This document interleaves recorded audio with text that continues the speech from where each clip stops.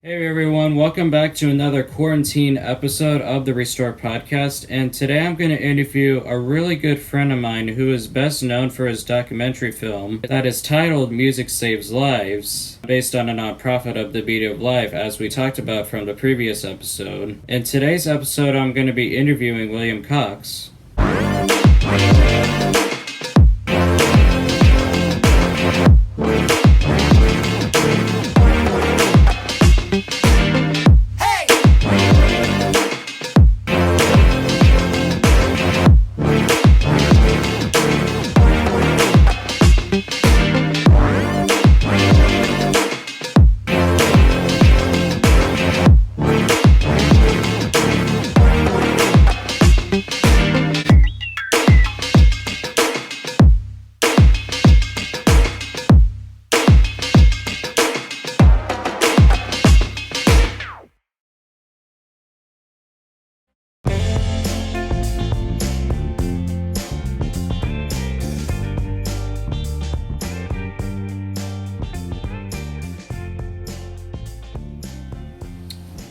So, before the video work you do now, what was your childhood experience like and which schools did you go to? So my favorite childhood experience was when, you know, just pretty much when anything that happens of me with hanging out with friends, back then. But if you really want me to explain my childhood in the past, my childhood was really I really kind of had a really hard time at the beginning of my childhood because, like, first off, I struggled really a lot in preschool and kindergarten because of my, learning challenges and just having a struggle to, make friends basically. Because everybody would just be like, they would make fun of my handwriting. They would just make fun of the way, like basically like whatever you see, if like they would just make fun of. And so, like, really at the beginning I really struggled of just like really like from pre-K to like first grade. Really around like third grade it really started to get better. I was, even though with my learning challenges, I still, was kind of like feeling great. But around Christmas in 2012, my parents told me that I was going to a new school, and I was just like, "Are you kidding me right now?" And so apparently, I did go to a new school, which I went to the Edison school, which I know Josh himself went to the Edison school, with me. I basically just kind of like, with the Edison school, like I was treated more better, even though that we had lots of drama there. But after I finished fifth grade at the Edison School in 2015, I was told again to go to another school because the two schools that I went to, they weren't really helping me. And so I had to. So then they decided to make a decision to send me to St. John Vianney, which is in Gallatin. And I went there for about, probably I'll say, for 3 school years. And like I was kind of doing a little better, but I just wasn't doing really well enough. So then they said that you're gonna go to a new school, and they promised me they're not gonna send me to another school. And I said, good, because I'm tired of all the moving around. And so they sent me to Curry Ingham Academy in Brentwood. And really, that if you really don't know what that school is basically it's a school for people who have disabilities and like really hard learning challenges. Really, like, they just have a hard time in school. So really, that's what Curry Ingham is for, basically. But that's pretty much where I am today. Did you grow up by going to church, like including Sunday schools? And what time do you guys like normally go to church? And like, what type of church do you go to? Um, so th- so I did grow up of going to church. Normally we would, like, way back then.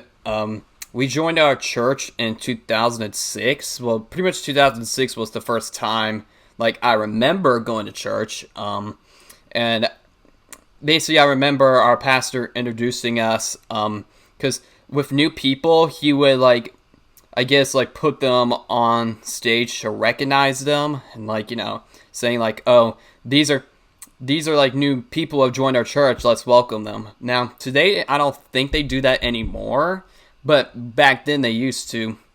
So we were introduced to our church in front of everybody, and we started going to like Sunday, worship services.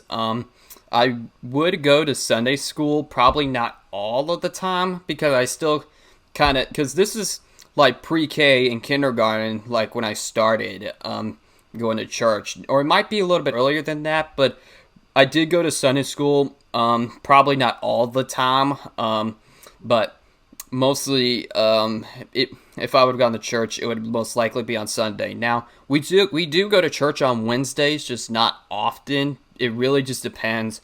Our school schedule, pretty much like whatever happens. But yeah, I am still today like being like, raised by going to church, and so pretty much just, yeah, I pretty much have been raised of going to church. Whenever you were younger, has there ever been like times like you went to summer camps? Well, I did go to a summer camp, like, so this was like like probably like when I was in kindergarten or first grade. Like we did like a, believe it or not, basketball summer camp, and I literally, like the first day I went there, and like within that I was done. Like I pretty much just went there for a day. I didn't like it at all. Then pretty much, I guess if you want to call summer camp, because I didn't really get involved in summer camps, but like our church would do like some like fun things for like some like like middle schoolers, and in 2015 they invited the fifth graders to go to like some amusement park in Kentucky. I think it was called Beach Bend. It's basically like a theme, like a small theme park in the middle of nowhere. So pretty much I'm not really involved a lot in summer camps now, as I pretty much, used to in the past. But pretty much I have been to a few summer camps before.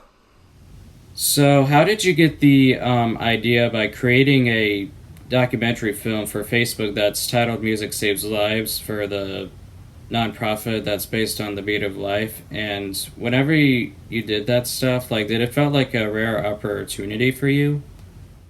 So it was back to like one of my classes at school. His name was Mr. Kelly. He's our cinematographer teacher and our music teacher. He assigned like basically like everybody in cinematography to do a documentary like on a nonprofit organization or anything else. And I chose The Beat of Life because I've known The Beat of Life for a while, and because I've known your mom for so long, I've known Jenny for a while, and I just chose them because I knew they would say yes because they know me pretty well. Broken, I'm not done. I get up more than I'm knocked down. Put myself back the way I was found. I have scars, but they're just souvenirs from where I've been. The cracks just left the light coming. Time's away. You can analyze my brain. You can put me in a box. You can shadow shift the blame. Yeah, you can call. Maybe I am more than what you think of me. I am more. Yeah.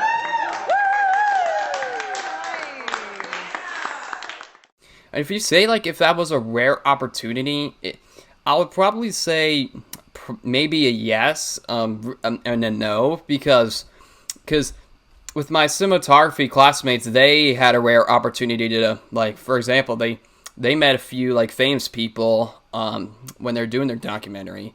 When people do these documentaries, they pretty much have a rare opportunity. So I guess I'll say this was a rare opportunity to do a documentary, but probably today it's probably not going to be a rare opportunity because I'm probably going to do more documentaries in the future.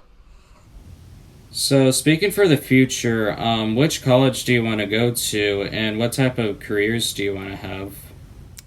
So with the future, I guess with my future right now, like I'm still in high school right now. But if you want to really say like the future after when I graduate, it would probably like first like I'll probably start doing a job like working with a video production company, which is my first guess while attending college. Now, if you would say which college I would go to, it would be somewhere either like I guess I'll say like Middle Tennessee would probably be my best option for like a college, because I have family and lots of friends who live in Middle Tennessee, and didn't feel like choosing out of state because just I don't want to like travel like to like to Tennessee for like when it comes to holiday, like I don't have to like fly, and instead I could just like drive to like where,